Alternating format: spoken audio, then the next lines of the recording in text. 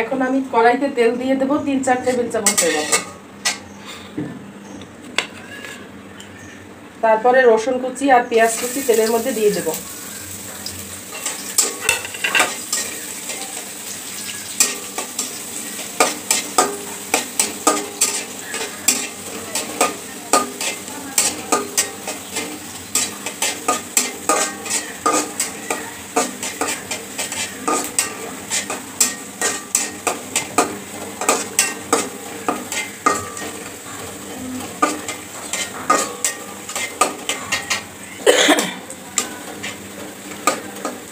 এখন আমি একটু হলুদের গুঁড়ো দিয়ে দেব, সামান্য পরিমাণে হাফ টিস্পুন হলুদের গুঁড়া,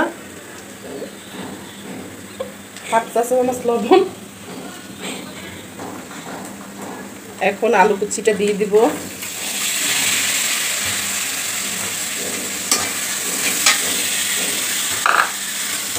একটু নেড়ে চেড়ে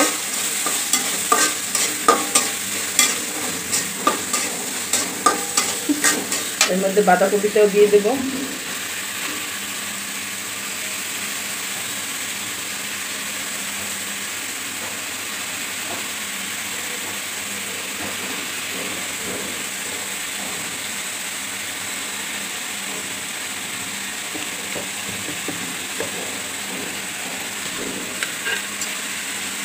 তারপরে কাঁচামরিচ পানিটা দিয়ে দেবেন।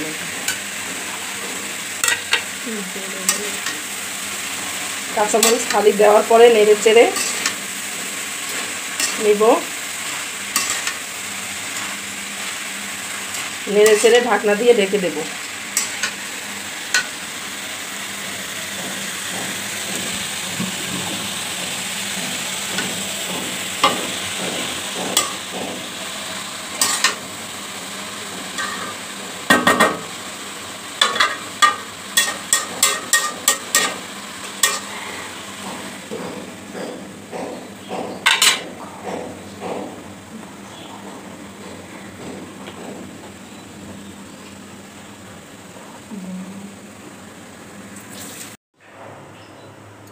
একটু দেখে নেই বাঁধাকপিটা নরম হয়ে আসছে, আর একটু নরম হলেই টমেটোটা দিয়ে দেব।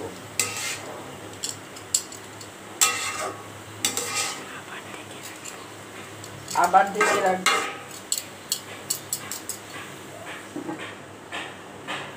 কিছুক্ষণের জন্য।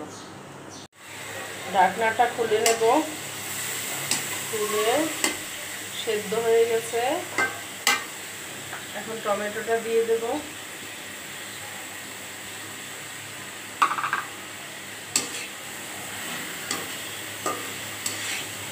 টমেটো দিয়ে নাড়িয়ে চাড়িয়ে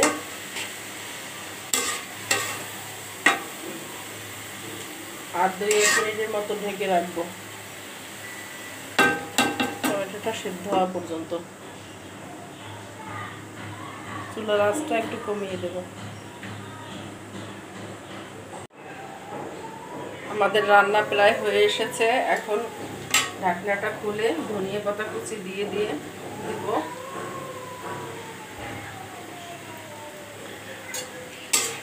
নেড়ে চেড়ে 1 মিনিট ঢেকে রেখে তারপরে উঠিয়ে নেব।